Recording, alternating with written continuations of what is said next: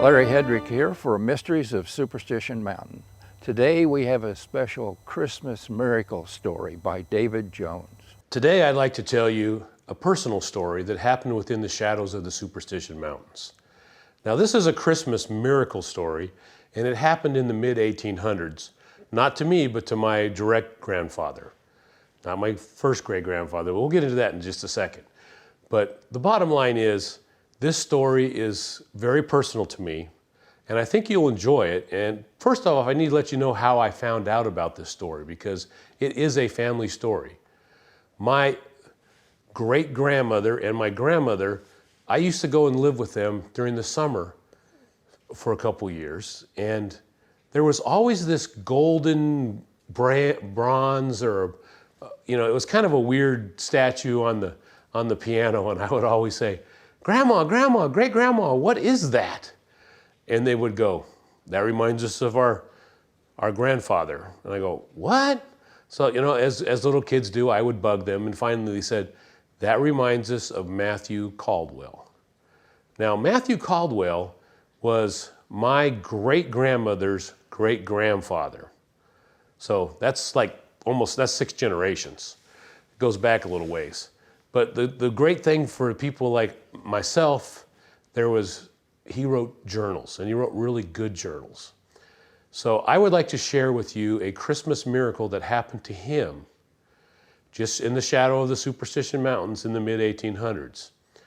Now, Matthew Caldwell was sympathetic to the LDS Church, or the Mormon Church back then, and he wasn't a member, but after the Saints were driven out of Illinois and Missouri, and they were stuck at Council Bluffs, Brigham Young came to him and basically asked him if he would join the church. And guess what? He said yes. And within a few weeks, he was a member of the church, and then immediately after that, he signed up to be a member of the Mormon Battalion. Now, if you don't know who the Mormon Battalion is, it was a group of Mormons who were enlisted into the U.S. military for the Spanish and American War. Now, they proceeded to go on one of the longest marches by foot in almost military history. And it's a pretty amazing story, but we don't have time to get into all that today. Basically, what I'd like to tell you is his miracle, how he survived in the desert south of the Superstition Mountains. Now, after the Mormon Battalion had approached Tucson, and the Spanish fled, they just ran away. They didn't get into any kind of fight with them. They were all spread out. They were tired. They'd been marching for months. They were marching on very low rations, very tough conditions, and I'm talking extremely tough conditions. If anybody can imagine walking through the Arizona desert with no shoes, that's what these people were at that time. They had gone so far that they just worn out their clothes. Their clothes were threadbare. Most of them didn't have shoes. My grandfather actually bought a pelt from some Indians. There was an antelope pelt, and he made himself a pair of breeches. And that is the reason that statue on my grandmother's piano all those years reminded them of Matthew Caldwell, because he made himself a pair of breeches he called them breeches, but breeches out of this antelope skin. And when they were wet, those pants would go all the way to the ground. And when they were dry, they'd come up to his knees. And that statue, the golden statue that reminded them of that, was this bust of a guy wearing cut off at the knee pants, picking grapes, and it just reminded them of him. But to let you know how I got involved in that is I kept asking him questions, and finally my grandmother, being smart that she was, she told me a little of the story, just teased me enough to get my interest.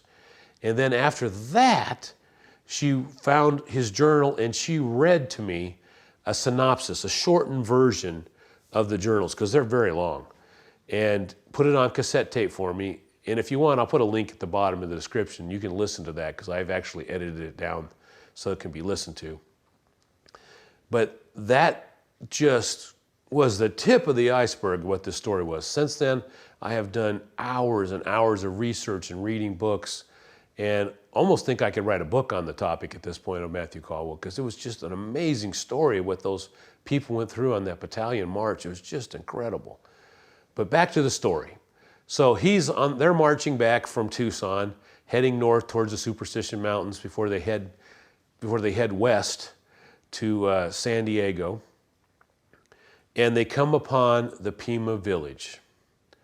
And at that Pima village, Matthew Caldwell made friends with one of the elderly women there, and he was able to purchase or trade, I guess they traded buttons and a lot of things because the Indians are really interested in them, for some cornmeal.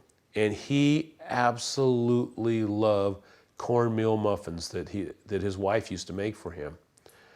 And so he bought this cornmeal, and he found a metate somewhere, and he ground it up and added some water and made the mix kind of like his wife did, and heated up a fire, put them on the rocks, and made himself some cornmeal muffins. And he was in heaven.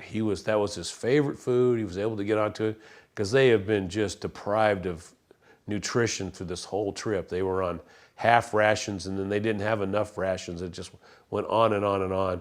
They even told one story about when an animal in the troop would die, everybody would come by and take a piece of meat as they went by, and by the end of the day, that animal was back in the camp, and that's what they were eating because they just did not have any food. It was very, very deprived. So he ate this corn muffin. I should say muffins. He had a bunch of them. He probably gorged himself and he had not been able to do that in months. And it had a very adverse reaction. His stomach just became on fire, and he knew he was in a lot of trouble. I mean, a lot of trouble. He knew that the troop was going to leave the next day, and they would leave him behind if he couldn't get going. So what he did is he left ahead of the troop of the Mormon Battalion, and he sauntered off into the desert on his own. And this whole time he is throwing up, he's having diarrhea, he's getting really sicker and sicker and getting dehydrated. And finally he gets a little ways and he just passes out. And he talks about crawling underneath what I would think is a greasewood or something like that, a tumbleweeds that we have out there in the desert, those low gritty plants, the mesquites or whatever. And he crawls underneath there and just thinking he is gonna die. And he knows he'll die if the troop comes past him and leaves him behind, because that's the middle of nowhere and no one's coming for him. So he laid there and having all kinds of distress. And at this time, he talks about how he was struggling. He thinks he's going to die. He might die. He knows that he's been given a promise that, as many of all the troops in the Mormon Battalion were given, that they would not die in battle. They would not die. They would make it. And he's having a challenge of his faith, and he's dying. And eventually, he's woken up in a start by one of the people who follow the end of the battalion, cleaning up the rear guard, I guess is what it's called. They kick him and said, "Get up on your feet." And he couldn't do it. And this particular person was one of the ones that wasn't a Mormon or a member of the church, wasn't really friendly to them. They were kind of treated kind of badly. And kicked him and basically says, "Well, you better get on your feet and catch up with us or you'll die out here in the desert," and just left him. And he's laying there thinking that the world is to end for him. And he gets this feeling deep in his heart, knowing that, that he's been made some promises. He's thinking about his family. He knows it's going to be really tough. What is he going to do if he dies in the desert? What is his family going to do, and his children who are waiting for him? And he gets this feeling that it'll be okay. And then he opens his eyes and looks up, and there's an Indian on a horse. It was a Pima Indian. He describes him as what I would call a medicine man. And he points something at him, and he thinks that, he's dead. This guy's going to shoot him with an arrow or throw a spear at him, and it's over with, and they're going to take all his gear and leave him to die in the desert. But that's not what happens. He disappears, and he's looking around. Where did he go? And he comes back a while later with some other Indians with him. And this medicine man hops off his horse and goes back like this, and he's all scared. He thinks he's going to get tomahawked or killed, but he doesn't. He reaches and grabs out some herbs, and he takes the palm of his hand and rubs these herbs into his stomach and works it and works it. He said he started getting just a little bit of relief, but he was still just ready to pass out at any moment.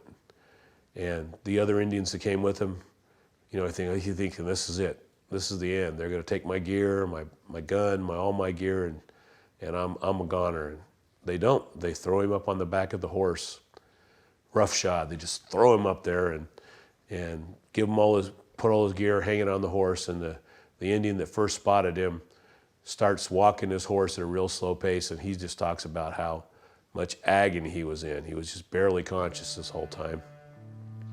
But this Indian traveled the distance.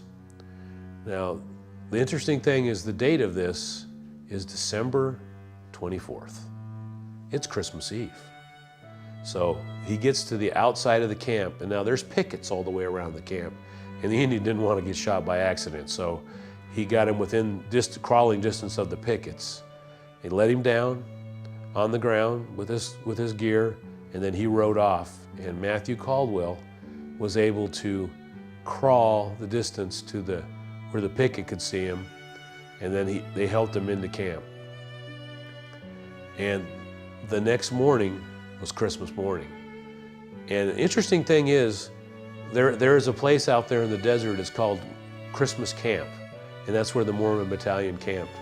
Now, before I discovered some of the details of this story, I had actually taken my son there, and we'd camped in a father and son's camp out. Didn't even know it. But that's where he was able to rest that next day, Christmas Day, and so he could survive and not die in the desert. And because the Indians were so kind, they brought the battalions a bunch of watermelons, and he was able to eat some of that and get some of his color back, but he still couldn't walk. And back then, from what I understand, having the physician treat you would be worse than dying of dysentery or anything else, because they were so harsh to the men and what they did to them. So he didn't want anything to do with the physician, so he hid that whole day from the physician. And the next day, he was able to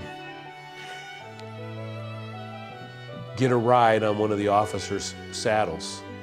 The officer was kind enough to hop down and let him do it, so he was able to stay away from the physician until he was good enough to walk a few days later. So that is my Christmas miracle. I want to wish everyone a Merry Christmas, and I want to thank the Pima people for saving my family.